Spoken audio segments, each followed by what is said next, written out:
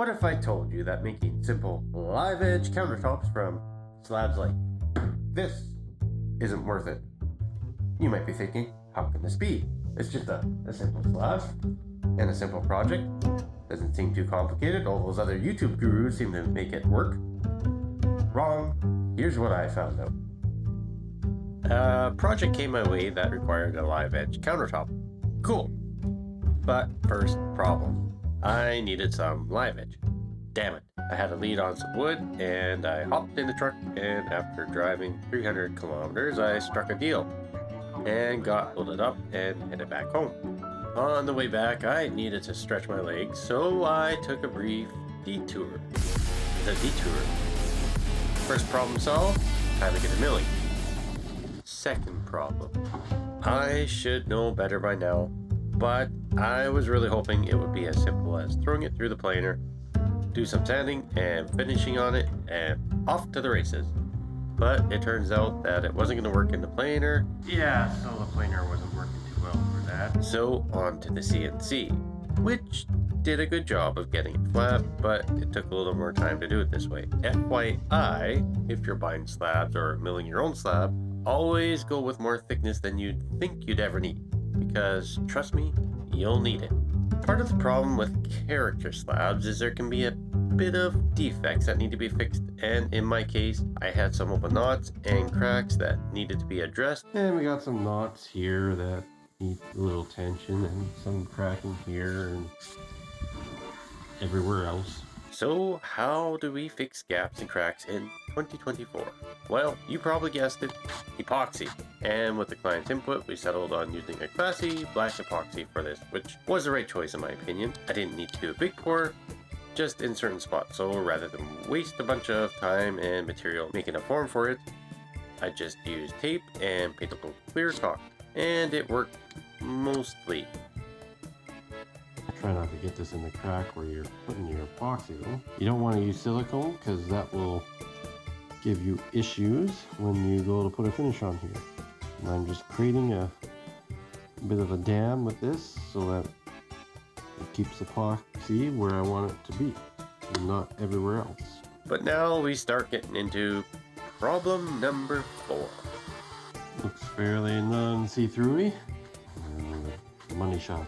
And that was epoxy was getting sucked up by the wood pretty quick. I had a feeling that once I sanded the epoxy flush to the wood, I would have localized black epoxy spots that got soaked into the surrounding wood grain. Here we go. So rather than have a few puddles here and there, I said, to hell with it, and covered the whole damn thing. I really rolled the dice on that one, but I had a feeling that this would work, and it might even give some extra character, which is what I was after. So onward, I say. Several days later, it was time to check to see if the tape dam held. Tape dam at the end of the piece worked. Well, it's not leaking anywhere else the sides. Not out the bottom. On this end. Again, keeping epoxy where it more or less needs to be, so I would say that's a win. It did, mostly. I'm sure some of you are shocked by this, but what I didn't anticipate was the stickiness of the tape. It was a real treat to get off, I assure you. But the more important question at hand was, did spreading black all over actually work? We're gonna run this through the sander, not the planer. Get it down, get all the worst of this off. Or did I ruin things and need to start from scratch? Only sanding will tell. So back to the sander, and after several passes later, I can only say that it worked kinda. The epoxy definitely soaked into some of the areas I was concerned about, but not equally everywhere.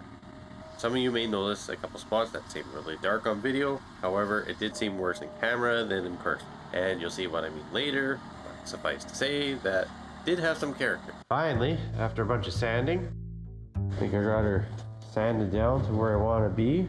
I'm gonna give myself one straight edge on the non-live edge, so I'm going to straighten that out, leave my live edge. And what better way to do this than to use the old handy dandy track saw for this. And here's problem number 7. So apparently my track saw was extremely dull, and I ended up going back over it with the good old trusty circular saw, and that blade did just fine. I made myself a fence with this other board here. Oh no, I got some fire action going in my tracks up here. Something's burning, so figure out that before we burn down the shop, the aprons.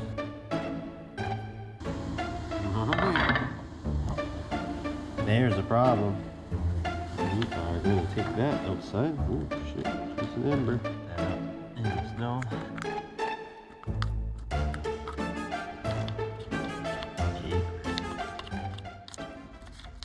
Now on this beautiful live edge top we got going on here, we got to put a little corner in it. You may be thinking, easy peasy, just cut a 45, no problem. Problem is, wherever we cut our 45, you know, we kind of want it to match up loosely close, but these are different widths from each other. This end, which is about 19 inches, the other end, which is about 13 inches. If you cut it 45-degree angle on your piece and you got two different widths, I'll show you what happens. It's 4 inches. Another board here, that's 3.5 inches. Both cut at 45-degree angle. What the hell?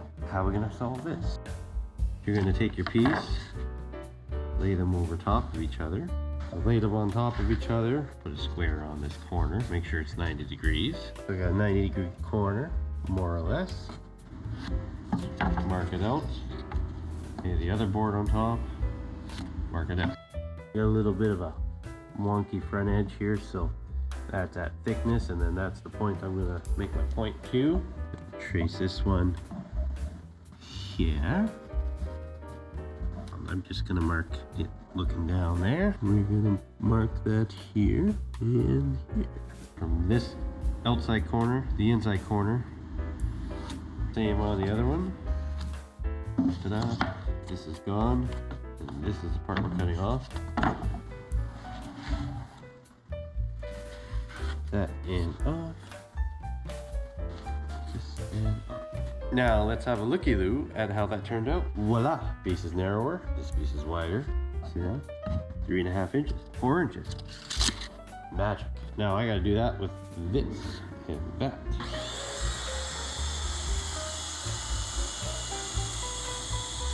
So you may be wondering how well my little trick worked. Did it work on the live edge? Not bad, I'd say. If you're curious, I have a video that goes into better depth on this little trick. Things should go smoother now, right? All I need to do is just get this miter glued together. But next problem, how to clamp live edge without the clamp striking the live edge. It's not pretty, but my workaround was to use a couple pieces of rigid foam, which seemed to do the trick.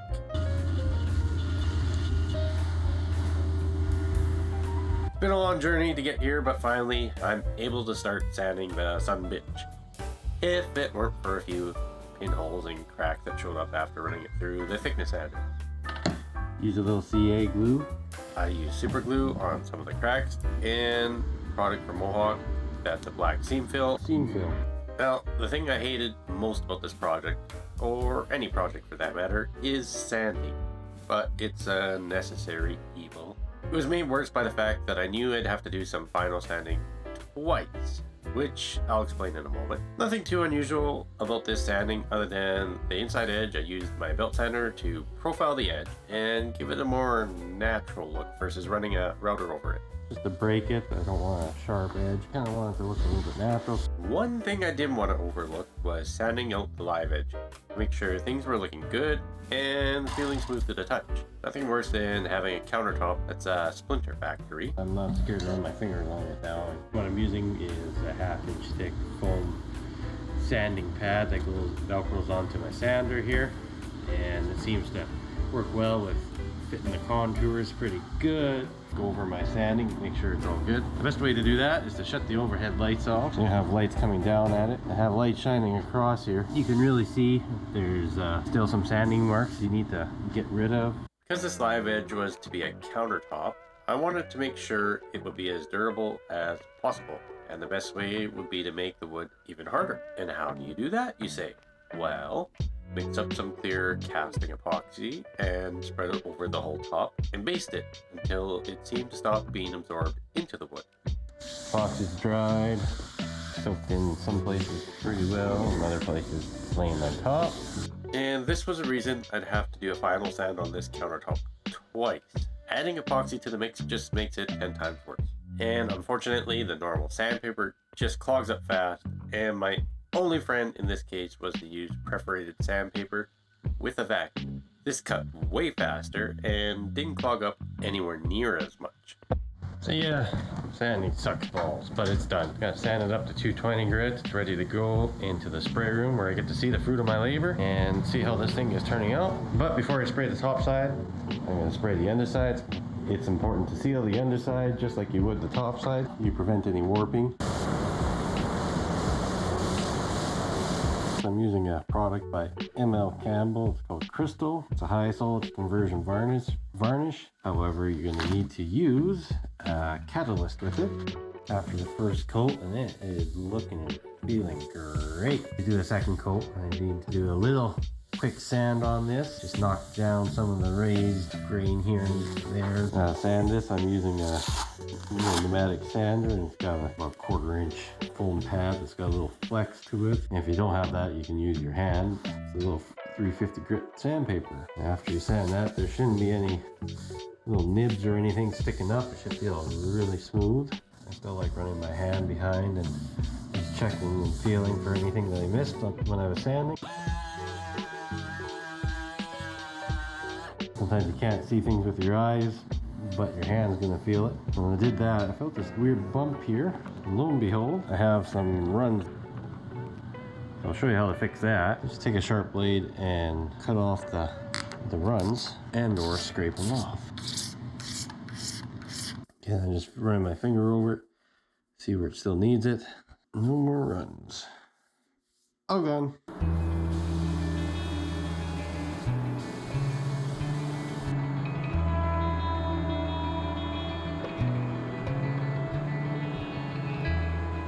At long last, after all that work with our wood top, we finally got her installed, and she's looking gorgeous.